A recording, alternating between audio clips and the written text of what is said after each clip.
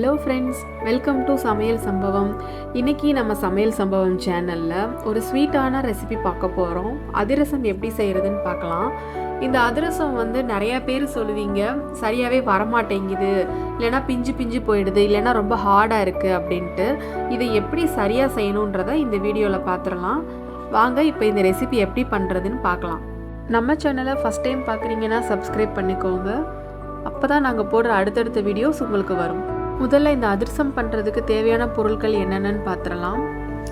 1.5 kilo பச்சரிசி, 1 kilo வெல்லம், பாகு வெல்லம்னு கேட்டு வாங்கிக்கோங்க, 25 கிராம் அளவுக்கு கசகசா,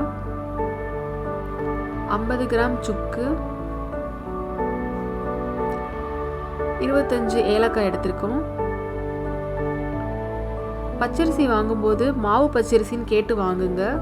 பச்சரிசியோட அந்த அளவு கொஞ்சம் குண்டாக இருக்கணும். உள்ளியான பச்சரிசியாக இருக்கக்கூடாது, குண்டான பச்சரிசியாக இருக்கணும். இப்போது இந்த பச்சரிசியை ஒரு 2 மணி நேரம் தண்ணியில் நல்லா ஊற வச்சு வடித்து எடுத்திருக்கேன். இந்த பச்சரிசியை ஒரு துணியில் உலர்த்தி ஃபேன் கடியில் ஒரு 20 நிமிஷம் காய வச்சிடலாம். இப்போ இந்த அரிசியை எடுத்து பார்த்தோன்னா தண்ணி எதுவும் கையில் ஒட்டக்கூடாது. இந்த பதத்துக்கு இருந்தால் போதும்.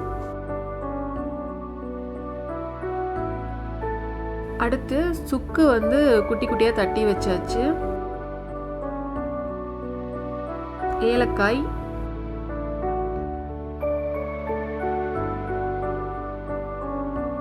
இந்த சுக்கையும் ஏலக்காயும் நம்ம அரிசி கூடயே சேர்த்து அரைக்க போகிறோம்.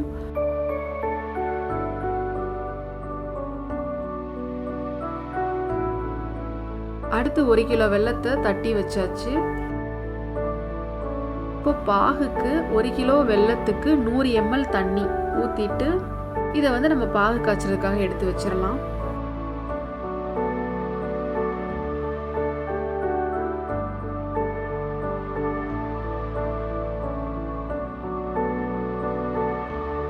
அடுத்ததாக 25 கிராம் அளவு கசகசா எடுத்திருக்கேன். இதையும் தண்ணியில் ஊற வச்சுக்கிறணும். இது எதுக்கு சேர்க்குறோம் அப்படின்னா, அது அதிரசம் சாப்பிடும்போது அந்த டேஸ்ட் ரொம்பவே நல்லாயிருக்கும். அதுக்காக தான் இதை சேர்த்துக்கிறோம்.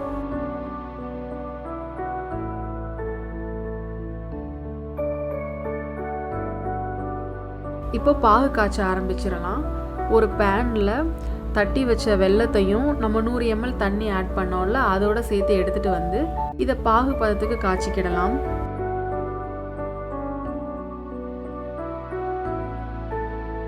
ஓரளவு கிண்டிகிட்டே இருக்கணும், இல்லாட்டினா அடியில் ஒட்ட ஆரம்பிச்சிடும். 100 ml தண்ணி தவிர்த்து வேறு தண்ணி எதுவுமே ஊற்றிடாதீங்க. அதிரசம் அப்புறம் சரியாக வராது.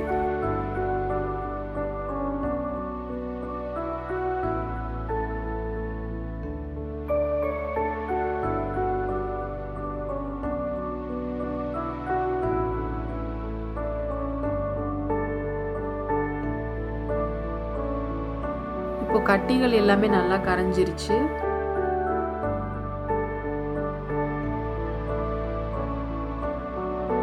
இப்போ லேசா முறக்கூடி இருக்கு.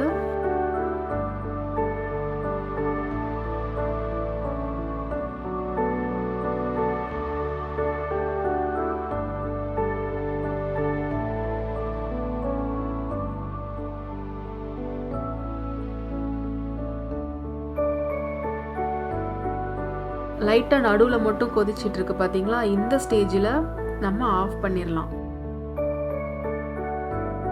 இதுக்கு மேலே கொதிக்க விடக்கூடாது. அதிரசத்துக்குன்னு தனியாக எந்த பாகு பதமும் கிடையாது. இதுதான் சரியான அளவு. லைட்டாக கொதி வந்த உடனேமே நம்ம ஆஃப் பண்ணிடணும்.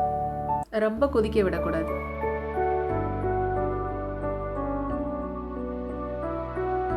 இப்போ ஊற வச்சிருக்க கசகசாவை ஒரு ஜல்லடையில் வடிகட்டிடலாம்.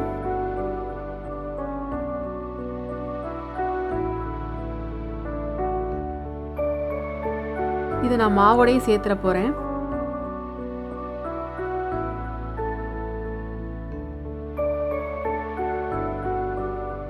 இந்த பாகு சூடாக இருக்கும் போதே மாவு கூட சேர்த்துடணும்.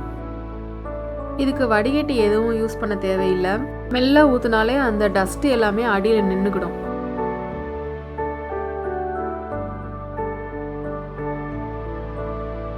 இப்போ இந்த பாகு சூடாக இருக்கும் போதே நம்ம மாவு கூட சேர்த்து கலந்துடலாம்.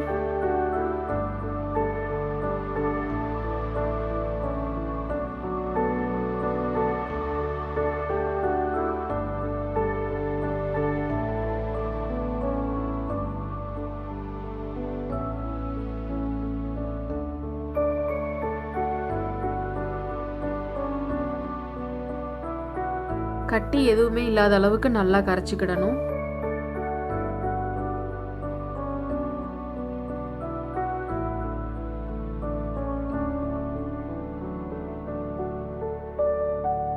இப்போ மாவு தயாராயிடுச்சு.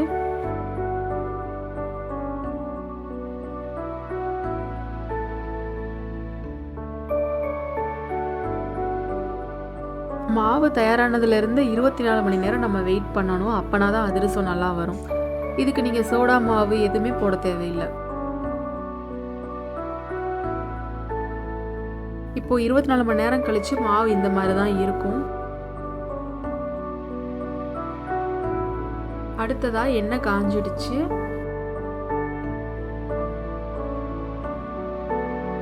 ஒரு பிளாஸ்டிக் பேப்பரில் லைட்டாக எண்ணெய் தடவி இருக்கேன். அதில் நம்ம அந்த அதிரச மாவை வந்து உருட்டி அது மேலே வச்சுக்கிடலாம். ஒரு எலுமிச்சம்பழ அளவு நான் மாவு எடுத்திருக்கேன்.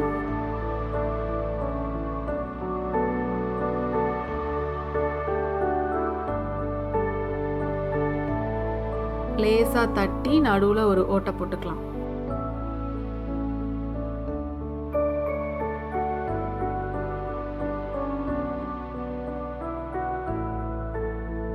இந்த அளவு போட்டால் போதும். இப்போ இதை அப்படியே எடுத்து எண்ணெய்க்குள்ளே சேர்த்துடலாம். எண்ணெய் ரொம்ப மிதமாகவும் இருக்கக்கூடாது, ரொம்ப சூடாகவும் இருக்கக்கூடாது. மிதமாக போட்டிங்க அப்படின்னா அதிரசம் வந்து ரொம்ப ஹார்டாக வரும்.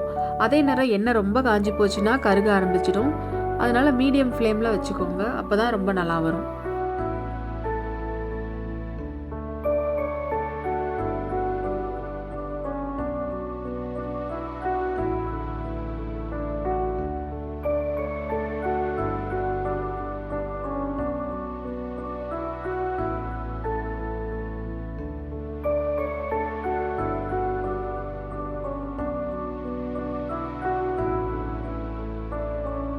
ஒரு சைடு வெந்துருச்சுன்னா நெக்ஸ்ட் சைடும் திருப்பி போட்டுக்கோங்க.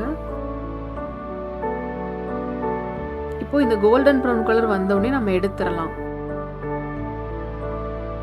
இந்த அதிரசத்துக்கு மாவு நீங்கள் வீட்டிலே கூட அரைச்சிக்கலாம், இல்லை மெஷினில் கொடுத்து அரைச்சிக்கிடலாம். மெஷினில் கொடுக்கறதா இருந்துச்சுன்னா அதிரசத்துக்குன்னு கேட்டு அரைச்சிக்கோங்க. வீட்டிலனா ஓரளவுக்கு மிக்சியில் நெருன்னு அரைச்சிட்டாலே போதும். ரொம்ப மாவாக இருக்க வேண்டாம், ஓரளவு நெருன்னு அந்த பதம் இருக்கணும். இந்த அதிரச மாவை 1 மாதம் வரைக்கும் கூட நீங்கள் வச்சு யூஸ் பண்ணிக்கலாம், எதுவுமே ஆகாது. இப்போ பார்க்கவே ரொம்ப சூப்பராக அதிரசம் தயாராகிடுச்சு. நீங்களும் இந்த ரெசிபியை உங்கள் வீட்டில் ட்ரை பண்ணி பாருங்கள். ட்ரை பண்ணிவிட்டு எப்படி இருக்குன்னு எங்களுக்கு ஃபீட்பேக்கில் சொல்லுங்கள்.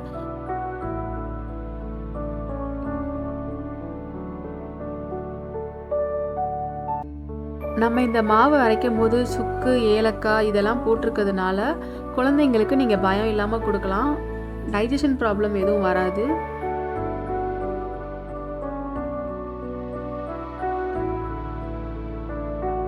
நம்ம நெக்ஸ்ட் வீடியோவில் மீட் பண்ணலாம். தேங்க்யூ ஃபார் வாட்சிங்.